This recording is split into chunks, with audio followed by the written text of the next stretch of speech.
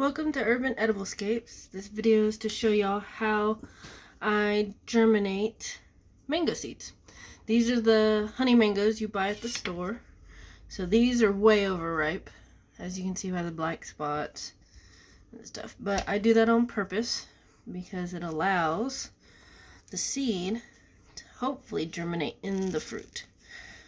So as we all know, when fruit drops off from the tree, that's how you get volunteer trees. Is the fruit germinates in the seed, decomposes, the fruit feeds the seed, and sprouts you a new tree.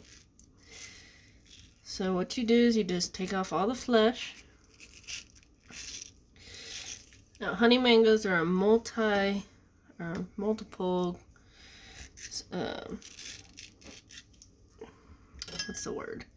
They shoot up multiple shoots. And so from what I've read, that is beneficial to breeding or sprouting true versus the red Tommy Atkins or other ones you can buy at the store that are mono-stemmed.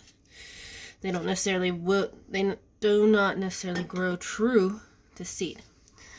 So now you've got your husk. This cannot stay on. So you take a pair of scissors. You can take a knife. I have found scissors to be a lot more helpful. And you cut the very tip. Now you don't want to go too far down. You're liable to hit the seed. This is your seed from here. So usually here or here. So you cut the very tip of it off. And so now you can see the seed inside. And then I cut down, as you'll see where it ends. I cut down just a smidge. Now you can really see the seed. You take a butter knife, do not use a steak knife or spoon, and just slide it right next to the seed. Top or bottom don't matter, and then you twist up to pry the husk apart. And then once you do that, it comes right out, and there's your seed.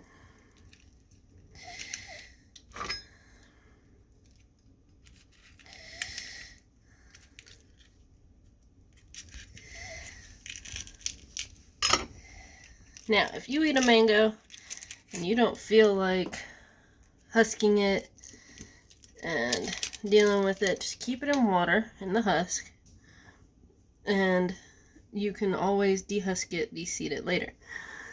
So here's your seed, fairly large. Some of them are a little smaller. It really doesn't matter. But now you want to go from this, with all this paper on here, to this, which is no paper. Or very, very little. This paper on these seeds is what will introduce mold. And I've heard a few people that have bought the mango seedlings from me that that's their biggest issue. They start sprouting it and it gets mold. So you can see this one's actually green. That means it's already started to germinate itself. Whoops. And this little red tip here is actually the root starting to come out. This one's starting to turn green, but it's not quite as far. Now we'll see how well this paper comes off. Sometimes the paper comes off really easily.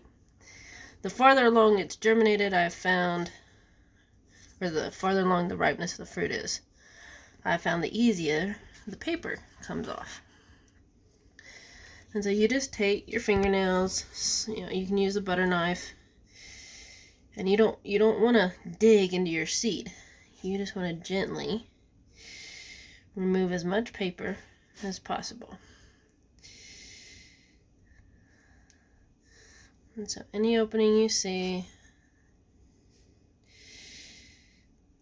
So, and it just goes like that. So since I already have this one peeled, we're just going to start from there. So once you have as much paper peeled off, then what you've seen most videos do is you get a paper towel. And you wet the paper towel, stick it in a bag, and let it go to town. Well, I'm going to tell you right now, that is not the way to go. I have tried to germinate many, many seeds, and putting them in a paper towel has always failed. Because I've learned, going through YouTube, Google, things like that, that the paper towel introduces mold. Because paper towels are not sterile. So what I've done in the past is I've taken a solo cup and I've cut the end off. wrapped it in saran wrap, and set the seed in the saran wrap with the hole at the bottom so the roots can grow through. I've come to find out that the saran wrap doesn't necessarily hold once it gets wet. So your seed drops to the bottom of the cup in the bag, the roots start growing all funky, and you can lose your seed. So I've come up with a few different ways, depending on how much work you want to do. So I've cut the bottom off, taped it. I'm not so sure about the tape, it's painter's tape, so this is just a trial. Cut a hole in it to where I can set the root. Usually, you'll see on the seeds, they come to a point. That point is where your roots are going to come out. So you want that point to be sitting downwards. So this one, sit the seed downwards here. It's a little longer than the cup likes. And put in the bag, and it should root from the bottom. And you should be able to see it in there. Or, I left the bottom on and just poked a hole in it. Set it here, same thing. See the root grow through the bottom, and then it allows a much safer environment to pull the roots up. Also split it in two. This will cause a little bit harder getting it out, but it for sure won't let your seed drop. You leave it flat, the roots will come down, they'll start coming out, they'll drop, grow down the cup.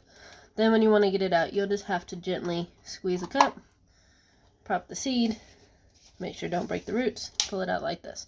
You will not be able to pull it back out through here very easily. So either one of those ways will work. You just have to make sure these are pointed down. If you lay them flat, then they'll start growing back into each other. I've had that happen to where they start growing and they loop around and they grow back towards the seed, which you don't want because all roots need to go down. So, and then once you're done, is you get your quart size bag. You put your cup in your bag. Like this.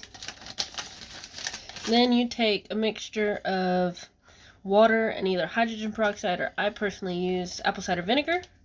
Spray, mist the seed, mist the cup. Leave a little pool of water in here.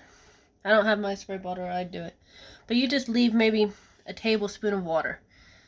Then you seal it up, set it in a warm place. The condensation will feed your seed and keep it watered. And you just set that somewhere. And then you can check it every day. You can turn over. You're not going to hurt your seed. You can see it's secure. And you check it, see when the roots grow. Once the roots, about 3 inches long, have little side roots and stuff, then you will do just fine.